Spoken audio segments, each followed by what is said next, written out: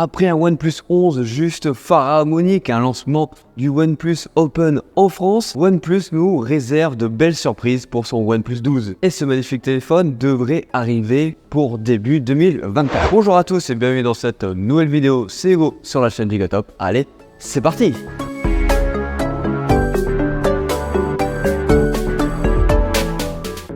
Bien sûr, avant d'aller plus loin, on n'hésite pas à s'abonner, à liker, ça fera toujours plaisir à la chaîne. Alors au niveau du design, on a eu deux versions de OneLink, une qui était sortie il y a quelques mois et une nouvelle version qui est sortie depuis peu. À la base, comme tu peux le voir, on était sur 3 capteurs à l'arrière et sur la nouvelle version que OneLink nous a sortie, on peut y retrouver 4 capteurs. On peut voir que ce téléphone ressemble beaucoup au modèle actuel, mais cette fois-ci, on a un dos brillant. Le bloc photo serait toujours au même endroit avec un cercle relié à la tranche à l'aide d'un carré. Au vu de ce quatrième capteur, on peut y apercevoir un téléobjectif. On peut voir que le flash lui aussi sortirait du bloc photo pour aller se loger en haut à gauche du carré. Au niveau de la face avant, tu peux voir que au niveau de l'écran, on a des bordures assez fines, beaucoup plus fines que le OnePlus 11 sur les tranches du téléphone. Grande nouveauté aussi au niveau de la face avant, et on a pu le poisson en haut à gauche, ce qui était une des grandes marques de fabrique de OnePlus. Cette fois-ci, on devrait le retrouver au milieu comme la plupart des téléphones Android. Bien sûr, comme d'habitude, le capteur d'empreinte digitale, on va le retrouver sous l'écran. Et cette année, on n'a pas comme l'année dernière sur le OnePlus 11 des rumeurs comme quoi l'alert slider devait disparaître. Cette année, on n'en a pas et comme on peut voir sur les designs et les rendus, elle est toujours présente. Maintenant, passons sur l'écran et on a un très bel écran. Cet écran-là conserverait ses proportions habituelles. On est sur du 6,7 pouces, bien sûr avec du 120 Hz. En parlant du 120 Hz, on va parler de la dalle. On est sur une dalle AMOLED LTPO 2.0. En gros, ça va te permettre de faire quoi? Que ton taux de rafraîchissement puisse s'adapter à ce que tu utilises sur ton téléphone. Par exemple, si tu regardes un article, le taux de rafraîchissement va descendre à 10 Hz par exemple, donc à 10 images par seconde. Et si tu joues à des jeux, il va aller à 120 images par seconde. Ou si tu regardes une vidéo ou un film, soit 24 ou 60 images par seconde. Et c'est quoi l'utilité d'avoir un écran adaptatif? C'est de pouvoir surtout limiter la perte de batterie sans que l'écran soit à des performances trop hautes pour l'usage que tu es en train de faire. Bien sûr, on serait sur une résolution de Quad HD+. Maintenant, on va parler de la photo et au niveau de la photo, on garderait la collab avec Hasselblad et ça c'est très intéressant. Niveau photo, sur le capteur principal, on est sur un Sony IMX 989 de 50 mégapixels. 1 pouce, donc c'est vraiment très intéressant là-dessus. C'est la même taille de capteur que tu peux retrouver par exemple sur la caméra qui me filme actuellement. Au niveau du capteur grand angle, on ne sait pas trop encore. On ne sait pas si on est sur du 50 mégapixels ou sur du 48 mégapixels. Dans tous les cas, c'est un capteur qui va avoir énormément de pixels, ce qui est une chose assez intéressante pour un ultra grand angle. On a aussi un téléobjectif périscope Omnivision de 64 mégapixels. Plus de ça, comme tu as pu le voir, on a 4 capteurs, donc on a un autre téléobjectif. On ne sait pas encore à l'heure actuelle à quoi il va servir, quel est le capteur qu'on a à l'intérieur de celui-ci. Ce sera sans doute pour venir gérer tout simplement les profondeurs de champ. Alors pourquoi on dit que ce sera un capteur téléobjectif?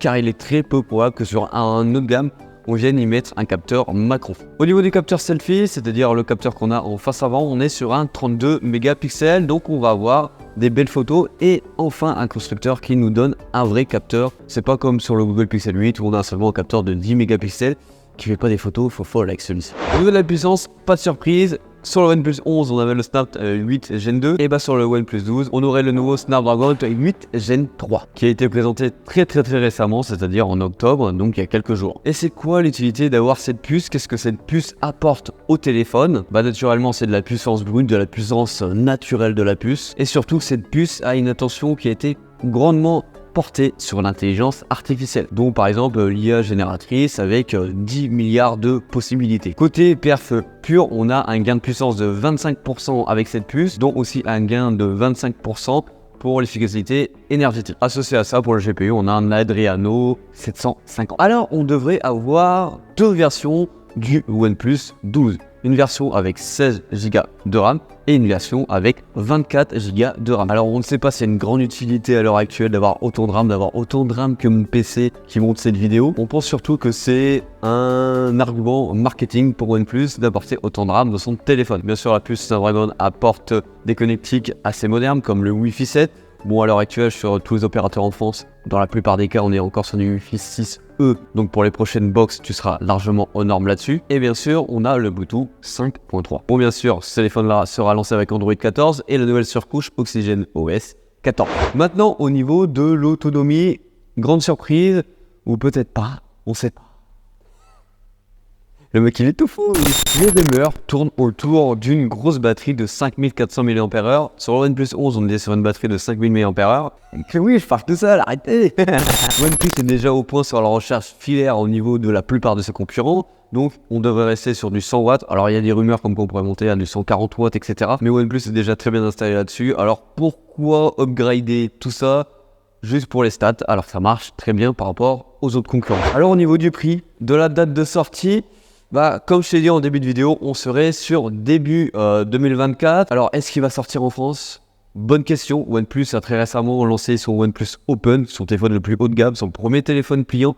Alors, pourquoi il ne sortirait pas leur téléphone flagship haut de gamme en France? C'est une bonne question, même si Oppo ou OnePlus se sont retirés de la France. Dans le principe, tu les retrouves plus trop en magasin. OnePlus actuellement tourne que avec leur site internet en France, comme au début. Donc, on a quand même une forte probabilité que ce téléphone sorte en France, mais que sur le site de OnePlus. Au niveau du prix, on n'a pas actuellement de rumeurs ou de fuites sur les prix, donc je vais pas essayer de t'en divulguer, mais à mon avis ça s'approchera facilement du prix qu'on a eu l'année dernière sur le OnePlus 11. Donc là on arrive sur la fin de cette vidéo. Je vais essayer de ne pas marcher sur les joints qui sont en train d'être faits sur le carrelage. N'hésite pas à mettre en commentaire ce que tu penses de ce OnePlus. Est-ce que tu vas l'acheter tout simplement? Est-ce qu'il t'intéresse ou non? Ou simplement tu vas attendre d'autres téléphones qui y arriveront dans la fin d'année, comme le S24 Ultra, ou tu vas aller sur le Google Pixel, ou tu vas attendre des téléphones de chez Xiaomi. Comme tu as pu le voir, on a changé d'espace, on n'est pas du tout au même endroit. Bon, c'est encore en travaux.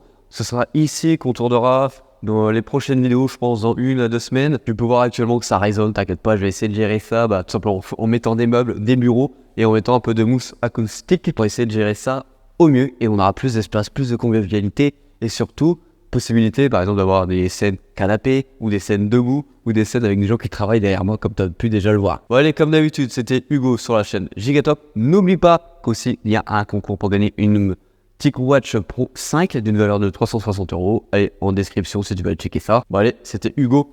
Bisous. Bon, ça c'est pour les gens qui sont restés jusqu'à la fin de la vidéo, pour les petits filous qui restent quand même. Merci à vous.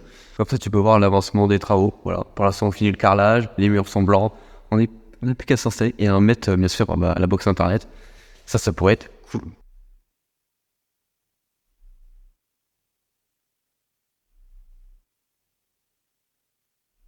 Je te fais gagner cette magnifique montre connectée d'une valeur de 360 €. Là, tu as en droit de te demander comment je fais pour gagner cette montre. Eh bien, t'inquiète pas, c'est très simple. Premièrement, tu vas devoir t'abonner à la chaîne YouTube Gigatop. Deuxièmement, tu vas retrouver un lien en profil TikTok de cette chaîne où tu vas pouvoir aller remplir un formulaire pour venir t'inscrire. Et c'est aussi là que tu vas pouvoir retrouver le lien pour aller t'abonner à la chaîne YouTube Gigatop si tu ne la trouves pas tout simplement sur YouTube. Bien sûr, les gens qui peuvent participer à ce concours, ce sont les gens habitant en France et en Belgique. Bon, la seule chose qui me reste à te dire, c'est bien sûr, bonne chance, tu as un mois pour essayer de la gagner. Allez, c'est parti.